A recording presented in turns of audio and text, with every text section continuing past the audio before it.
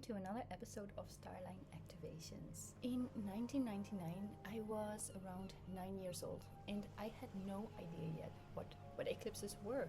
But I do remember that all grown-ups at one point around me, they started to buy these funny looking paper glasses with dark plastic lenses to watch through, and they kept talking about how that would protect their eyes for when the sun would disappear in the sky. And being so young, I remember thinking like, what? Where's the sun going? And why would we watch something that is dangerous for our eyes? And will it then come back?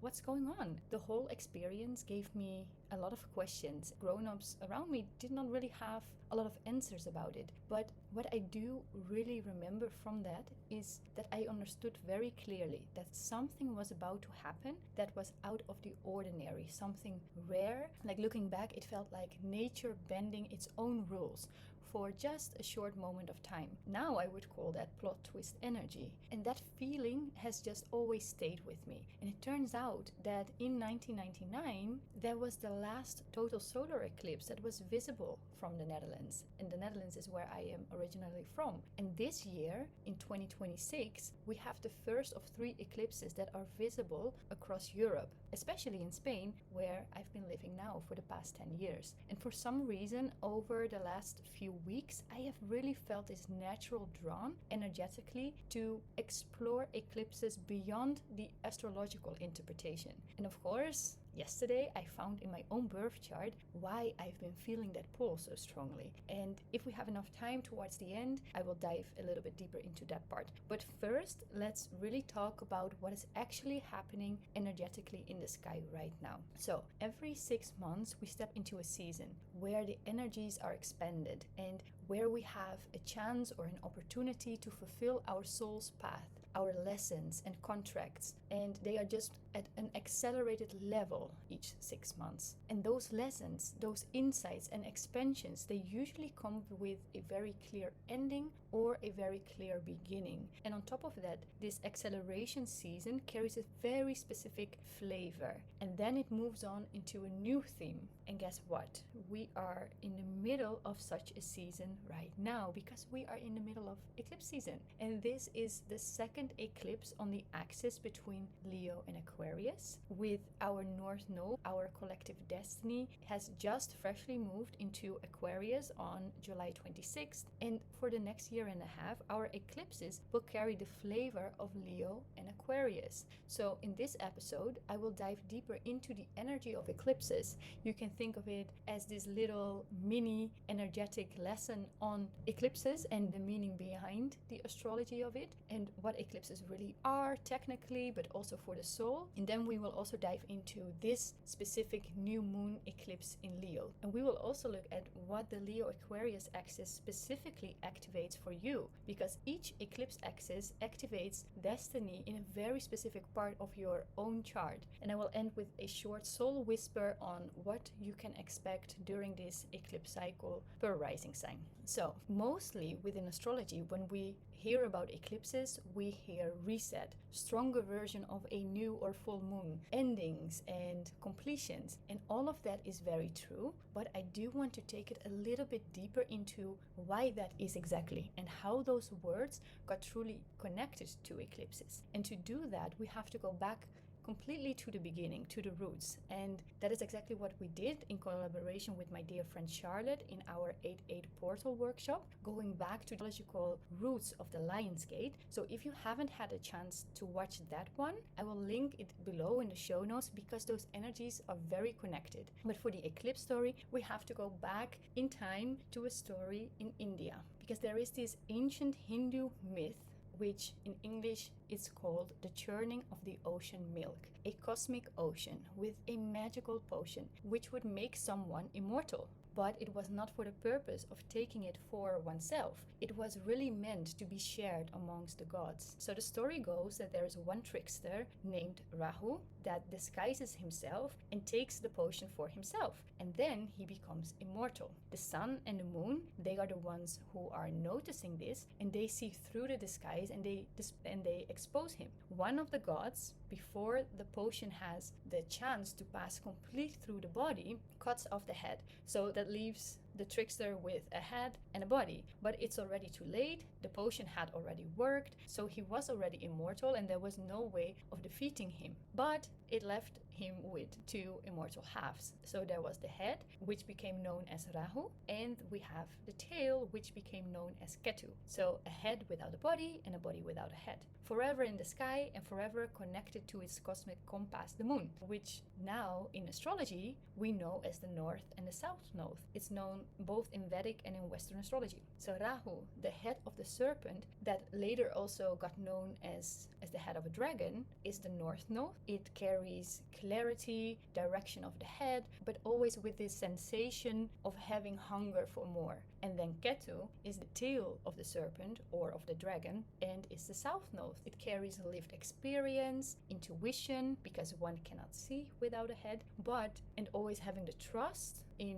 what is already there, is really working what is already there, but no clear direction of where to move. So two opposites on an axis, and which is why in astrology the north and the south node are always exactly opposite of one another. The sun and the moon are the ones who have exposed Rahu, so he is forever chasing them across the sky, and once in a while he catches up with the sun or the moon and he swallows the sun or the moon for just a moment in time, and just a moment in time it disappears. When there's an eclipse, either at the north or the south node side, it's very close to a new or a full moon, and that is literally creating a shadow. And within that shadow you can see yourself, you can see both the head and the tail, you can integrate both ends on the axis, the opposites, and so it gives this energetic opportunity of working with the shadow, the unseen parts within ourselves coming to the surface. Is really that bringing that unconscious into the conscious and looking at what is happening in the sky at the moment of an eclipse. There are so many different types of eclipses. Keep it simple for this episode. Whenever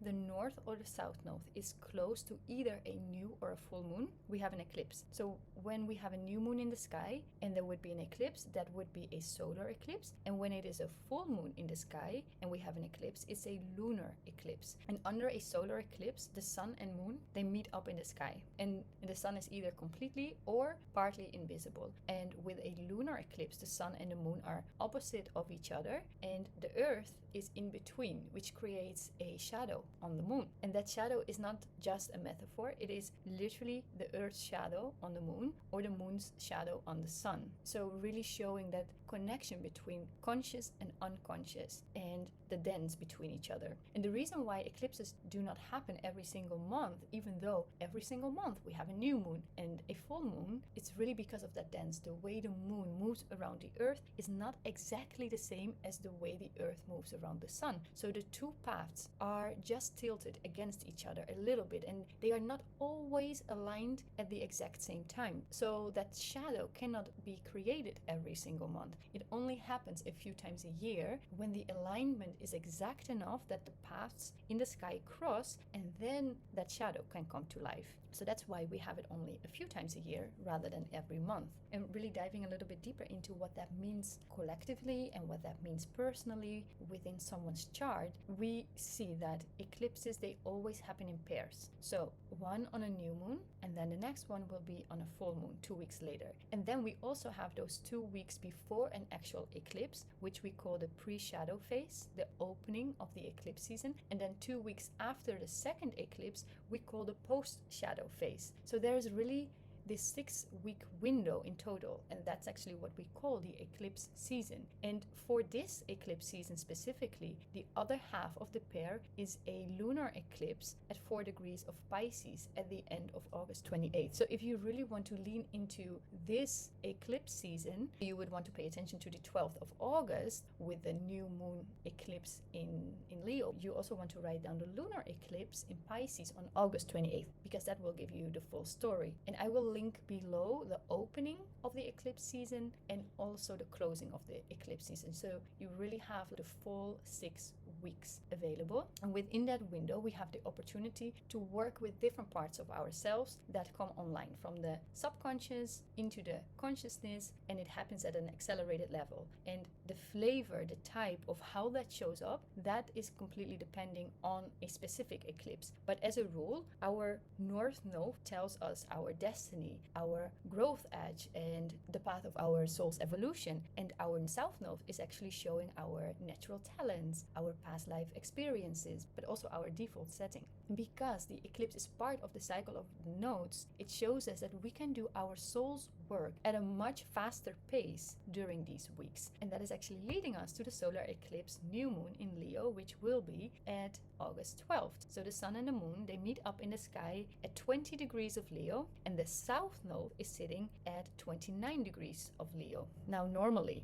a new moon is all about planting something new, like putting intentions, but this eclipse is actually sitting very close to the south node, and that is changing the flavor of this new moon. It shows us that this eclipse is not just about planting seeds, it is also showing us how something is ending cycles, ending patterns, a completion of karma, and it is happening in the sign of Leo, where the sun loves to be. It is proud and it is radiant. It is truly a leading Leo new moon, and it might take courage to close and release something. It might naturally, whatever happens, might naturally give you the outcome of being seen, of receiving generously for it, or just becoming very visible because of it. And we might also feel very self-conscious about it. We might want to be right about it. Leo, and like I said, Leo is ruled by the sun, and in astrology, the sun is our ego. So during this solar eclipse, the ego is very strong,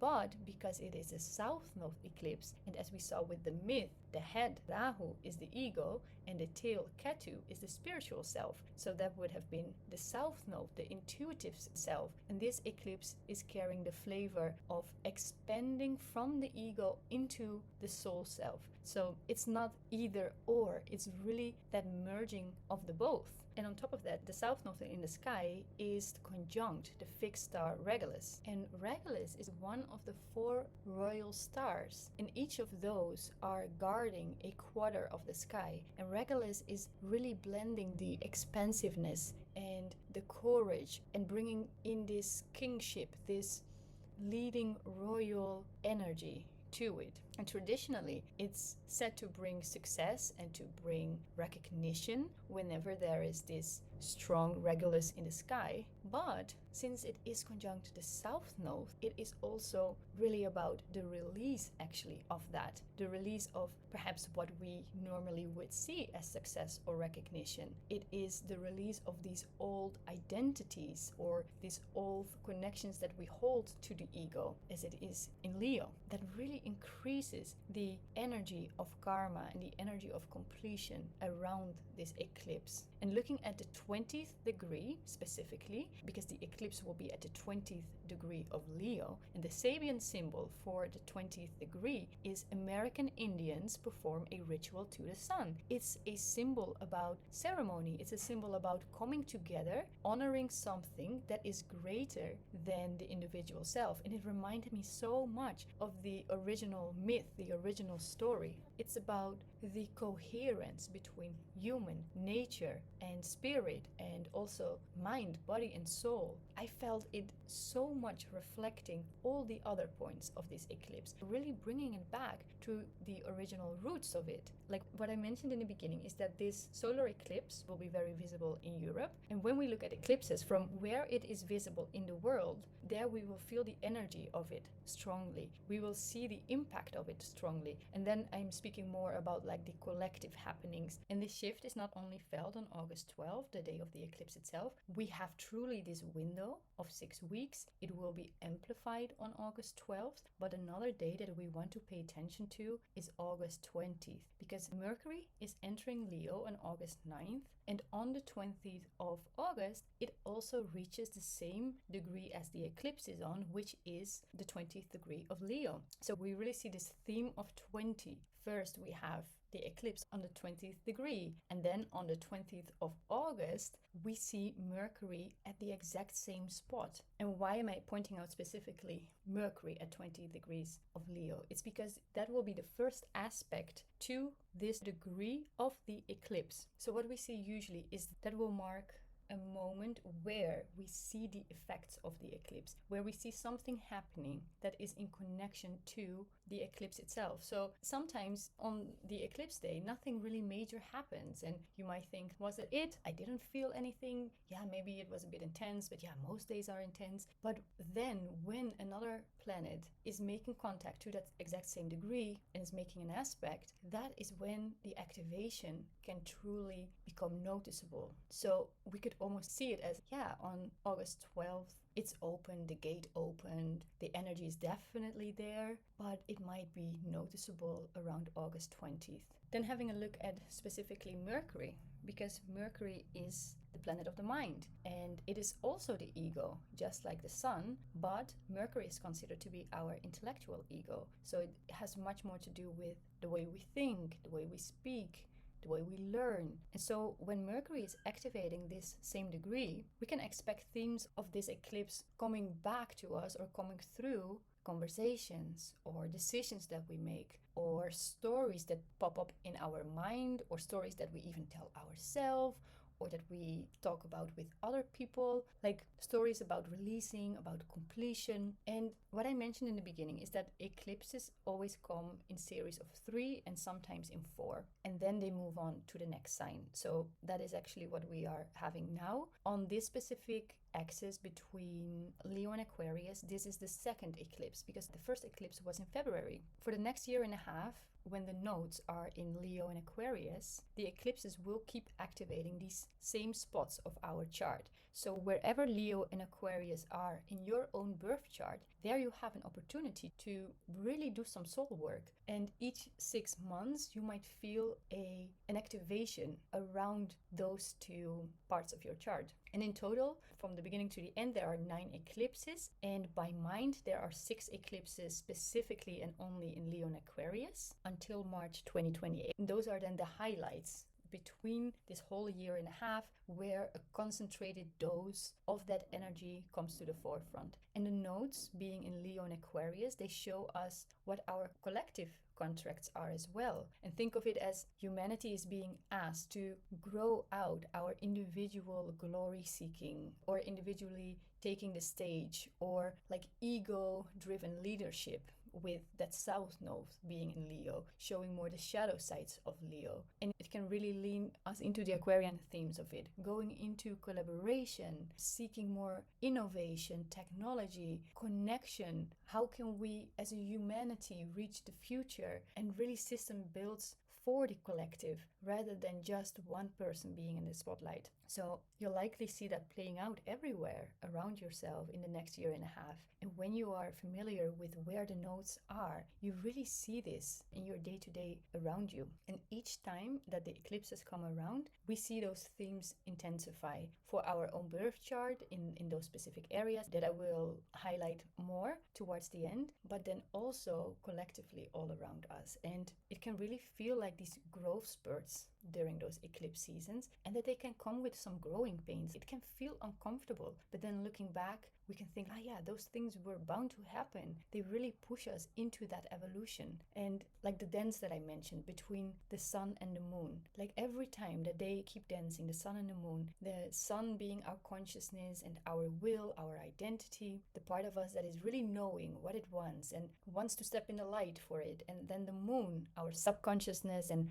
our instinct, our intuition and the emotional memory, the part of us that is reacting before we really think about it. Whenever there's an eclipse, while they are not always so close, then all of a sudden they do dance very in a merging way, very closely, the conscious and the subconscious almost becoming like one, and they get activated, and whatever is hidden then gets pulled into your view, and then you just cannot unsee it anymore. You see it, it's there, and that is the shift, because then all of a sudden it's just there. And that's really the heart of the axis between Leo and Aquarius, the tension between the individual and the collective, between the heart and the mind, between being seen for who you uniquely are and belonging to something that is bigger than yourself. And Leo has this strong voice and this strong light that deserves to be seen. And Aquarius is really wanting humanity to grow and to unite, and both have their unique strengths, both have these unique qualities, because neither are wrong. They both have shadow sides and they both have the most high expressed version of themselves. And during an eclipse, we are asked to be holding both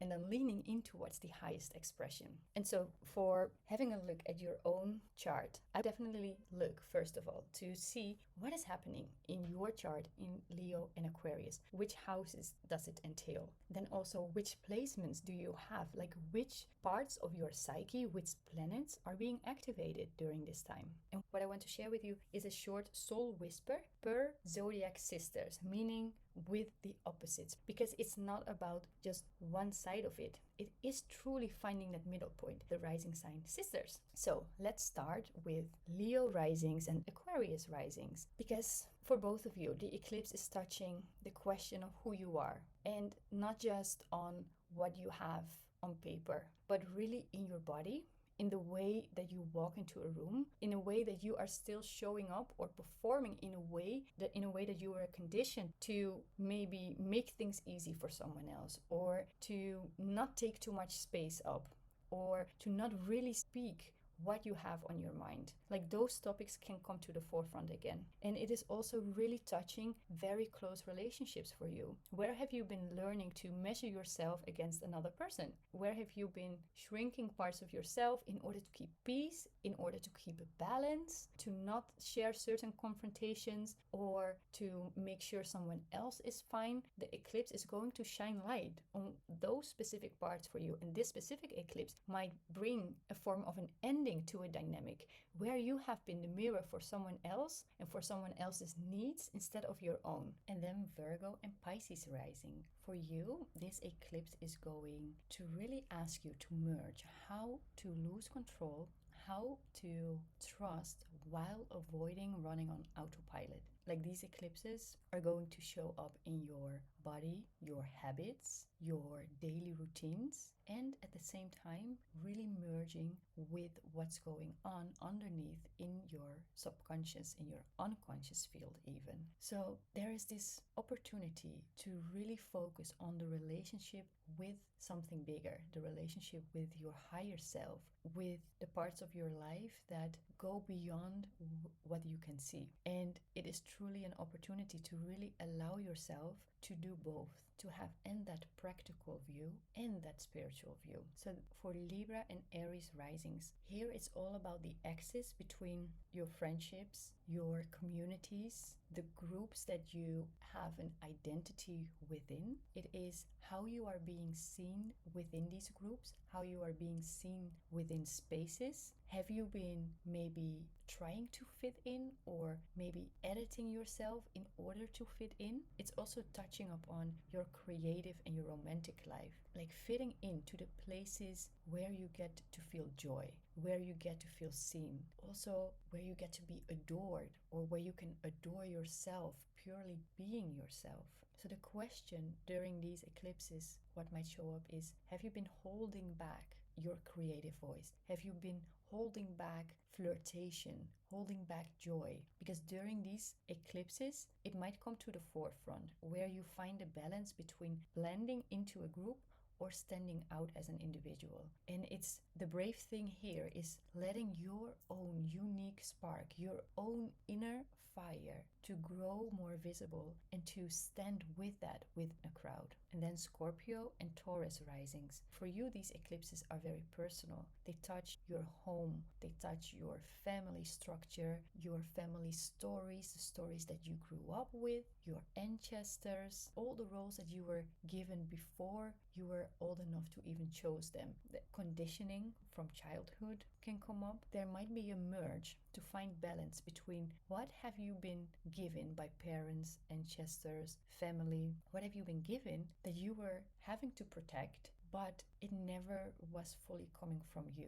And to find that balance, what is mine and what was actually given by my line? It is also how you are being seen within the world, how you are publicly being seen within your career or your public contribution. All these themes are really coming back together, and then finding that balance between who am I in the world and who am I at home? And then Sagittarius and Gemini risings. For you, these eclipses are touching upon your belief systems, your philosophy, your faith, your view of the world even, and also how you make sense of all of that, how you learn, how you think. It's going to be this merge and this balance between your worldview and everything that happens around you, the higher perspective, and how you communicate day to day, the conversations that you have day to day, the small truths that also matter but that you don't say out loud, how you show up with siblings or neighbors or people that are close to you in your everyday life.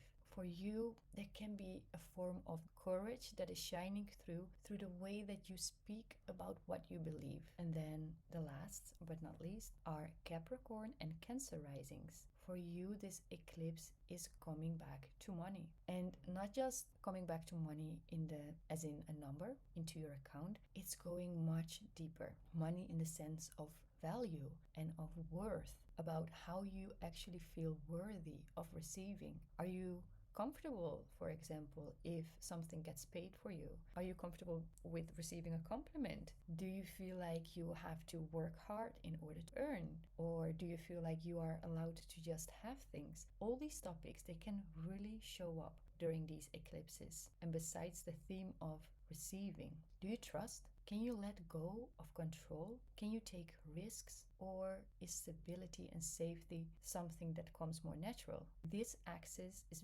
truly being activated, and it's not to choose one or the other, it's to find the balance between the both, to find safety with taking a risk, to find a way of trusting while not stopping to have any stability. It's not one or the other with eclipses. It is how the opposites are joining each other in order to find that balance and in order to activate a certain lesson that helps you to evolve further on your path. So now coming back to the beginning, I mentioned that I found the reason why I felt so pulled into these eclipses and into really diving deep into the roots, the story behind the astrology of it, and that I found that back in my own birth chart. So what I found leads back to prenatal eclipses, and what that means is that there is an eclipse that happened just a few months before you are born, and it's the eclipse that is closest to the date that you were born. So there are astrologers that say that is the moment that the soul enters the body, and it carries this kind of karmic imprint that your soul already came to work with before you were truly here on earth.